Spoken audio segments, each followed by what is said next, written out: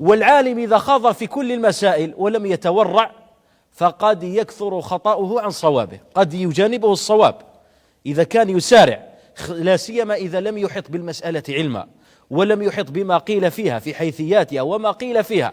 فهؤلاء العلماء الكبار كانوا يتورعون عن ذلك. قال ولذلك يقول ابن مسعود رضي الله عنه الصحابي الجليل العالم، قال جنة العالم قوله لا أدري.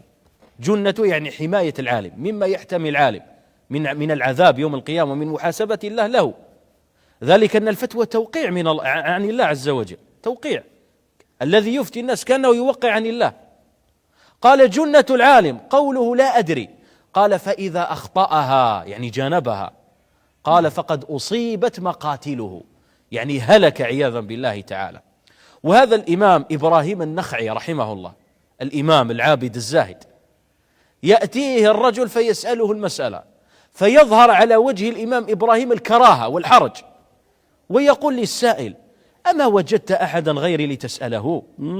أما وجدت أحدا غيري لتسأله؟ وكان يقول رحمه الله إن زمانا أكون فيه فقيه أهل الكوفة لهو زمان سوء. الله. قال شو انظر كيف يتهم نفسه، يتهم دينه، يتهم علمه. لما كانت أعمالهم لله، لما كان هذا العلم لله عز وجل، لما لم تكن عندهم مطامع الدنيا وحظوظ النفس من نيل الرياسة ومن نيل الكراسي وصرف الناس ومن حب الظهور الذي يقسم الظهور، لما كانت أعمالهم لله كانوا يتدافعون الفتوى فيما بينهم. ولذلك يقول النبي عليه الصلاة والسلام في الحديث، وهذا من أخطر ما يكون، قال من طلب العلم ليباهي به العلماء أو ليماري به السفهاء، يجادل به السفهاء الحمقى، كما هو الآن منتشر، يفتح صفحة فيرد على كل الناس ويخوض في المسائل الكبار. قال من طلب العلم ليباهي به العلماء أو ليماري به السفهاء أو ليصرف وجوه الناس إليه، يريد يكثر سواده.